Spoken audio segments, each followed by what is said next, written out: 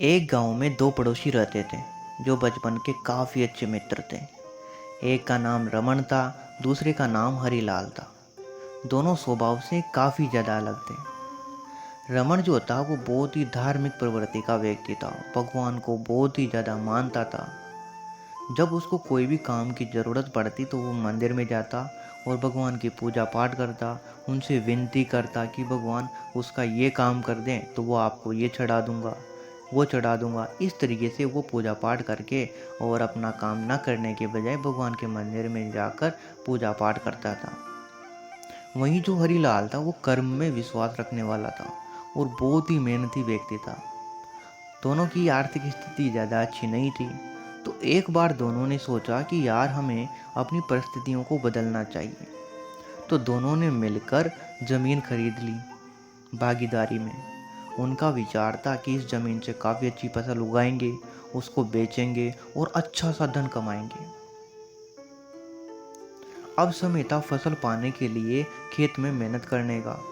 मेहनती हरीलाल खेत में काफ़ी ईमानदारी से मेहनत करता, लेकिन रमन था वो खेत से दूर ही रहता और मंदिर में जाकर भगवान से अच्छी फसल के लिए पूजा अर्चना करता। समय बीतता गया। कुछ समय के बाद में खेत की फसल पककर अच्छे से तैयार हो गई। इस फसल को दोनों ने व्यापारी को बेच दिया, जिसके बदले उन्हें व्यापारी से काफ़ी पैसे मिल गए थे। अब बारी थी पैसों के बंटवारे की।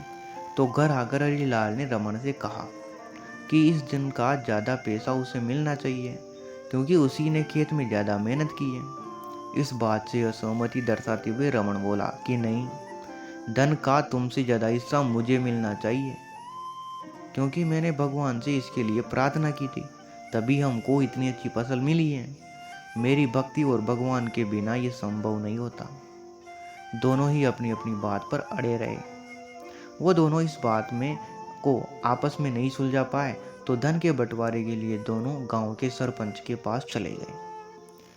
सरपंच ने दोनों की सारी बातें सुनी और उन्हें पता चला कि असली हकदार हरीलाल है। फिर भी रमन की गलतफहमी दूर करने के लिए सरपंच ने दोनों को ही एक बोरा चावल दिया, जिसमें काफ़ी ज़्यादा कंकड़ मिले हुए थे।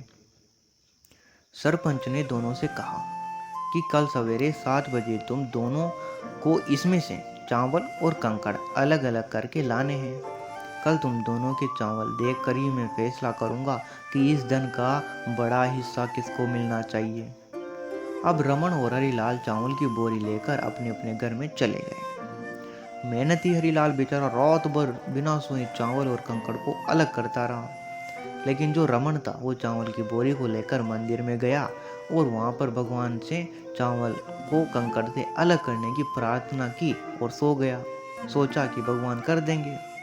अगले दिन सुबह हरीलाल जितना चावल और कंकड़ अलग कर सका उतने को लेकर सरपंच जी के पास आ गया, जिसे देखकर सरपंच जी खुश हो गए। रमन वैसी की वैसी बोरी को लेकर सरपंच जी के पास पहुंच गया। सरपंच ने रमन से कहा कि दिखाओ भाई, तुमने कितने चावल साफ किए हैं। रमन ने कहा कि मुझे अपने भगवान पर पूरा भरोसा है कि उन्होंने सारे चावल साफ कर दिए होंगे। जब उसकी चावल की बोरी को खोला गया तो उसमें चावल और कंकड़ वैसे के वैसे ही थे। सरपंच ने रमन को समझाया कि भगवान भी तभी सहायता करते हैं जब तुम मेहनत करते हो। सरपंच ने धन का ज़्यादा हिस्सा हरीलाल को दिया। इस घटना के बाद रमन को भी अपनी गलती का एहसास हुआ, तो वो भी हरीलाल की तरह ही खेत में मेहनत करने लगा और इस अब की बार उसकी फसल भी पहले से अच्छी हो गई। इससे ये सीख मिलती है कि हमें कभी भी सब कुछ भगवान के भरोसे नहीं छोड़ना चाहिए।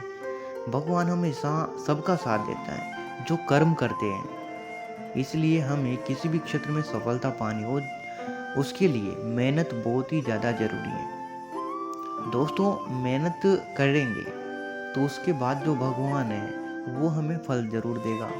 हमें मेहनत खूब करनी चाहिए।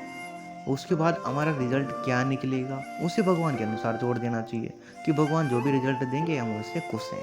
बस हमारा काम है मेहनत करना। इसीलिए तो कहा गया है कि कर्म करते रहिए, फल की चिंता मत करिए। फल को भगवान के भरोसे छोड़ दीजिए। आपका काम है मेहनत करना। फल तो क्या मिलेगा हमें वैसे भी नहीं पता होने वाला। फल वही मिलेगा जो भगवान चाहेगा। हमारे हाथ में मेहनत करना, तो हमें मेहनत करनी चाहिए। आई थिंक आपको आज का वीडियो अच्छा लगा होगा। तो लाइक ज़रूर करें, चैनल पर नए हो तो सब्सक्राइब ज़रूर करें। मिलते हैं नेक्स्ट वीडियो में, तब तक के लिए thank you so much video को लास्ट तक देखने के लिए।